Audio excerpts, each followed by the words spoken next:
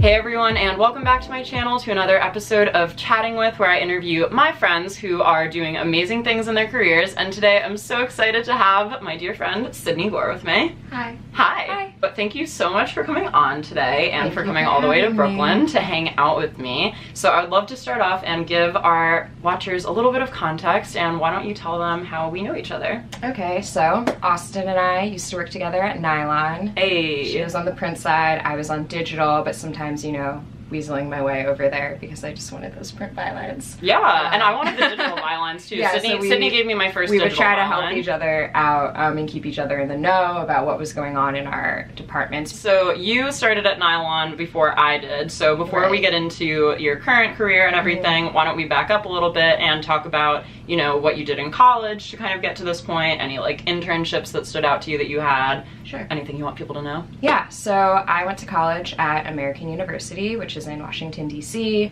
in the suburbs, a little bit closer to Maryland, and I studied journalism. Going in, I wasn't entirely sure that that was what I wanted my career to be, but at the time I just thought, okay, well, I know I'm interested in writing about entertainment and art and culture, but also if I change my mind, I could, you know, switch to communication or literature or what have you, but we had a lot of options. And I actually ended up randomly being featured in someone's like fashion column. Did I know about this? I don't think I've ever brought it up, so this is like an exclusive. So my friend Maddie Beard, it was like my second week at school. I was just minding my own business at the Quad, which is this little section between like two of the dorms at campus, and this girl came up to me. She was saying how she really liked my outfit. I wore like really crazy things back then. I should burn all those photos, but for whatever reason she thought I looked really cool, and she was like, oh, I'd love to feature you in my column for the newspaper. And then she did a little interview with me, found out I was super into music, and she was like, you should totally come to our next pitch meeting because they just give away like tickets to concerts and movies and you just get to go for free. And she just had me at free, so I was like, okay, cool, definitely down. That is every press person's favorite word ever, free. Yes, and so I went, and yeah, I just like never stopped going after that, and I just became really obsessed with music journalism. I ended up having my first internship technically sophomore year, like summer after sophomore year, and it was at Billboard. And I thought I was like super underqualified for that internship. I was like, there's no way they're gonna pick me. Like I have zero intern experience, but luckily because I had been writing for my college paper, I had all of these clips and I had done a bunch of interviews already. Like my first interview was literally with Jonah Hill and Channing Tatum. Oh my god! And Ice Cube for 21 Jump Street. So I had that. That's like the best first interview ever. Yeah, it was crazy. I only did it because I was hoping Dave Franco was going to be there, but then he was not. So I'm still waiting for you, Dave. If you ever want to do an interview, please reach out. Growing up, I loved magazines. I always wanted to write for one. Nylon was like my absolute favorite as a teenager, and so to do web editorial, I was like, ooh, I don't know about that. Like, I don't really want to be like writing on the internet. You know, I want my words like in an actual bound, like magazine or like a newspaper or something. For sure. But doing that internship so early on made me realize that there's like so much room to grow with the web, and I loved the idea of being able to write something and it went up immediately instead of having to wait like 3 months for something or working ahead like 3 to 5 months on things. I interned at 17, Pigeons and Planes. I went to London to study abroad. I interned at a really random music magazine called like Songlines. And then I interned at Nylon my senior year of college. Wait, explain to everyone though like how you interned at Nylon, because this was during your semester. Yeah, so long story short, I ended up finding out that I only needed 4 credits to graduate. So I realized like I don't really need to be here. Yeah. So I've been waiting for 4 years to apply to Nylon. Like, I just wanted to make sure I was on top of my game before I like sent out an application there. And so I ended up getting it, and I was just like, oh my god, what am I gonna do? Because it's in New York. Like, you know, I was gonna have to commute, but I was still taking classes in DC. I don't know how you did this. And so I talked to my parents about it, and you know, I'm really lucky in that, one, I just have really supportive parents that have always just wanted me to figure out what I want to do and just supported me and gave me the tools I needed and the resources to just like grow in my craft. We talked about it and they were like, okay, this is something you really want to do and you're about to graduate, so who knows, like this could lead to a job, so you know what, like just do it. And it did. Yeah, but there, yeah. Spoiler alert. I would take the mega bus from DC to Philly every weekend. Like I was still working at Madewell part-time, so I would have my shift at Madewell, I'd have all of my like luggage in the back room, then I would rush to Union Station, catch the bus, go to Philly because that's close to home for me. I grew up in Cherry Hill, New Jersey, and then my parents would pick me up from the bus station. I would be home for the weekend, and then on Monday and Tuesday I would commute from Hamilton, New Jersey into New York on NJ Transit.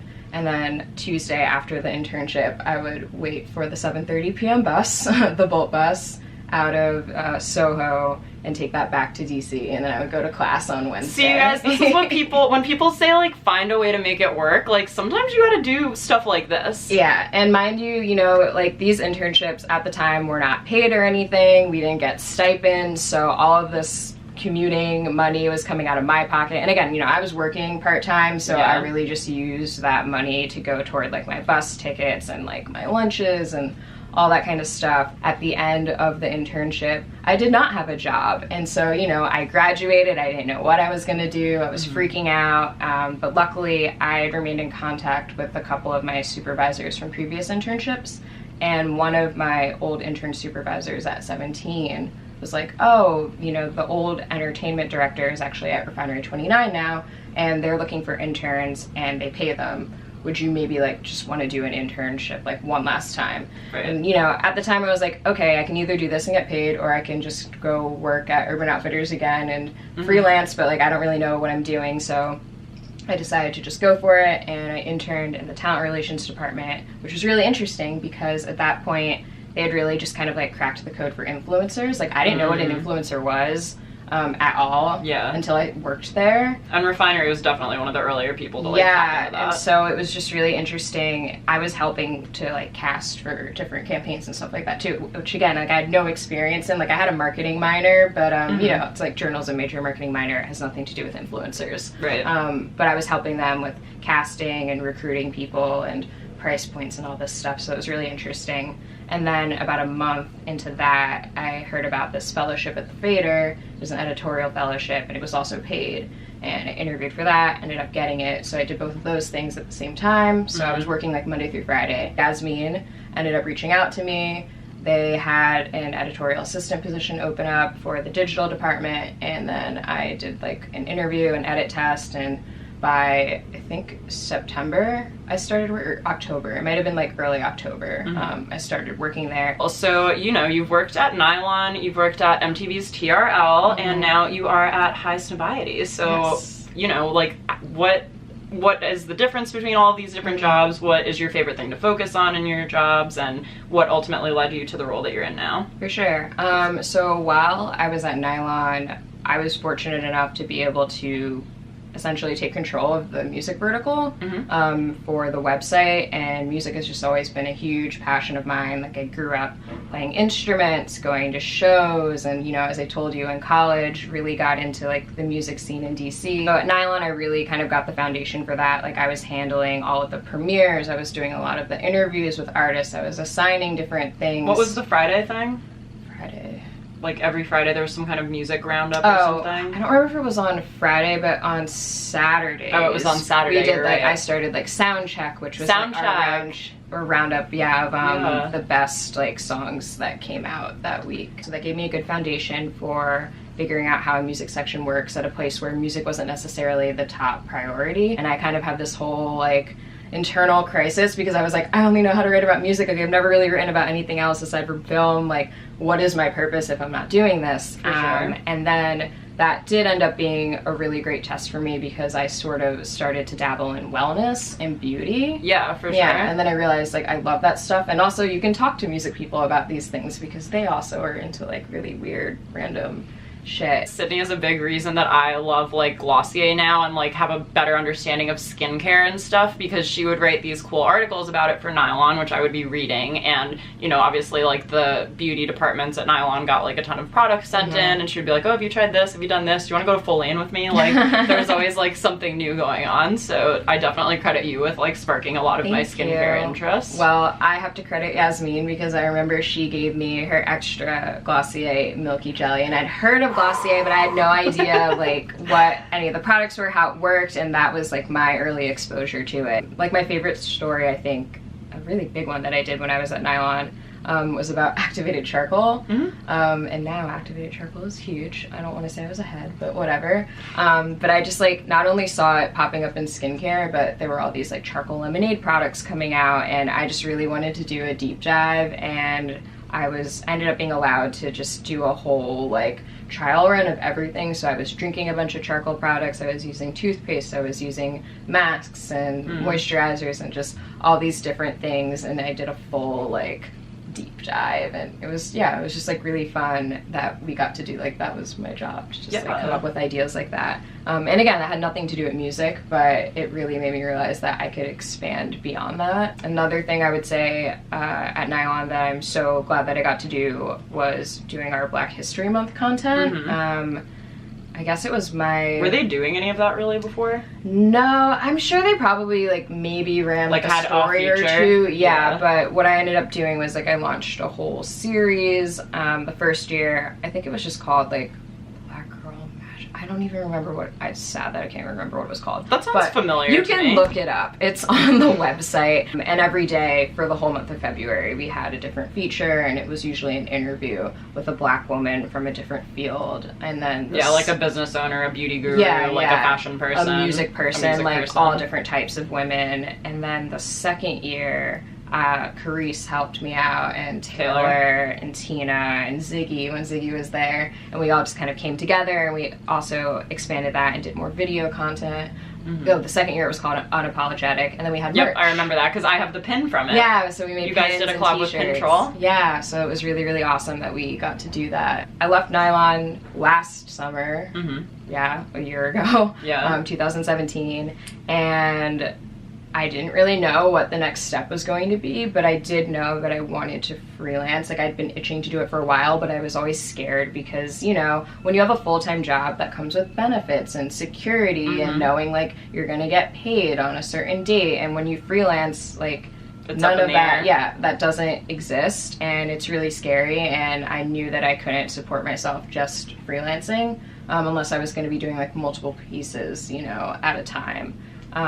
But yeah, so last summer I just ended up freelancing for a couple of different outlets, including Girl Boss, Paper, V Magazine. Fader, yeah, I picked up like a little weekend news shift over there because they helped me out, they're the homies. Yeah, I essentially did that for about 3 months, and then I randomly got an email from someone at Viacom about this TRL position. They were looking for a blogger for the whole relaunch, and at first it's funny because I did one interview and I really didn't think it went that well, but somehow I got the position anyway. So yeah, and then I ended up doing that. So then I was essentially running the whole TRL website, making a bunch of different playlists, doing recap posts. Tell us all about your new position. How long have you been there now? 2 months? Yeah, so I've been at Highsnobiety for about 2 months. I'm the associate music editor, and yeah, this position just really came to me at the right time. I have a friend who works in the Berlin office because our main headquarters are in Berlin in Germany,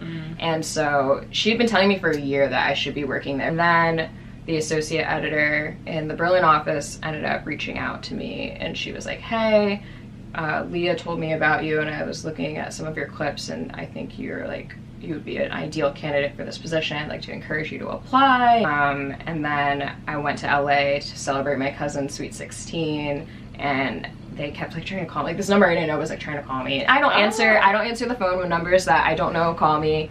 And but it's your future. Yeah, your future is calling you, pick up. So I was like, ignore. And then I got an email from the HR person just being like, hey, we want to offer you the job. And so, you know, I went back and forth a little bit negotiating, and then it came to an agreement, and literally like I flew back from LA to New York on my birthday. I accepted the position via email, and then the next day I went into work and I put in my 2 weeks. Yay. And yeah, and then I've been there ever since, and they flew me out to Berlin my second week, which was awesome for training. And so what's your favorite part of your job right now? I'd say my favorite part is that there are just so many things I get to do on the regular. Obviously, a big part of it is covering music. So sometimes I'll be writing news pieces. A lot of the time I'm scheduling premieres and listening to all the premiere submissions that we have. And I'm the only person that handles music for the New York office, which is why they created my position, because they didn't have anybody doing that before.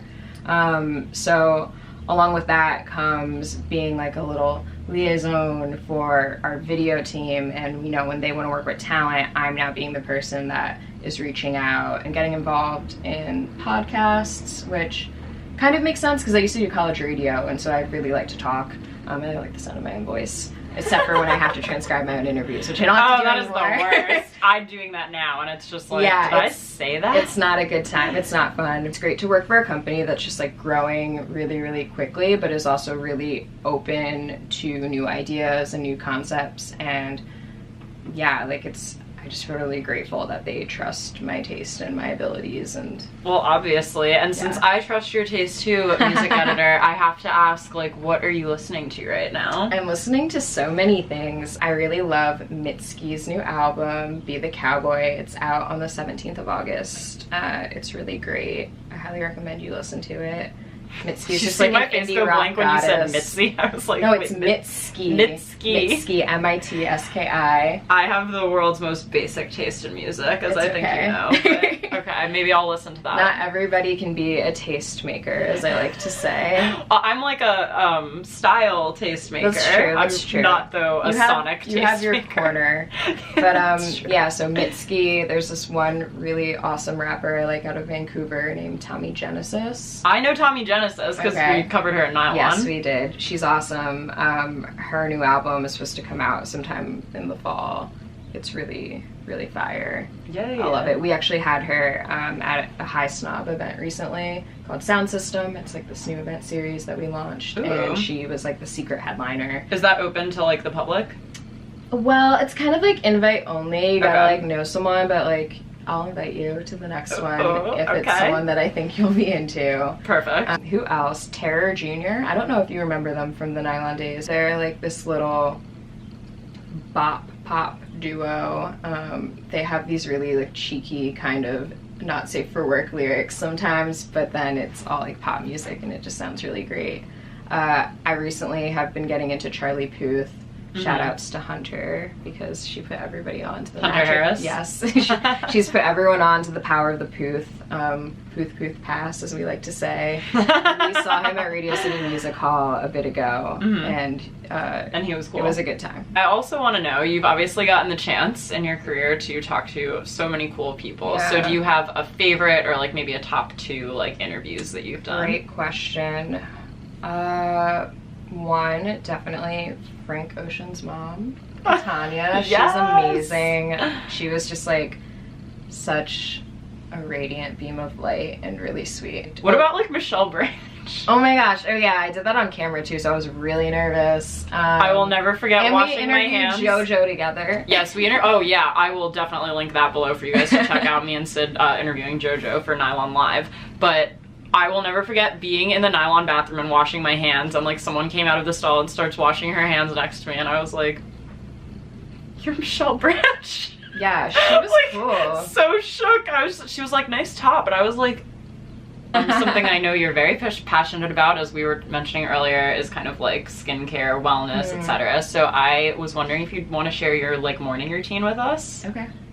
Yeah, because I have a morning and a nighttime routine. Oh, well, please share both if you'd like. Before I even get into it, I just want to say I tweeted this once and I still stand by it. Like, I am more committed to my skincare routine than anything else and anybody else aside from myself. It's really important. It's so important, and I find it like when you're traveling or like if you want to like stay over with a friend or something, when you have to like pare it down, like that physically like hurts me. I mean, sometimes I'll be out really late and then, you know, it's like I could stay over someone's house, but I'm just like, I really gotta do my routine. Really need to go do my skincare. Because like I need that lapis oil like on my face ASAP. My skin is screaming at me. But yeah, so my morning routine, I use this rose clay soap by this company called Foley. The woman, Nikisha Brunson, runs it out of Texas, although I believe she's moving.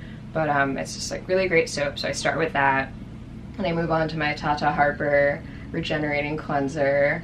After that, I now use this one vitamin C powder by the NewCo, and then I pair that with the new Prism by Herbivore.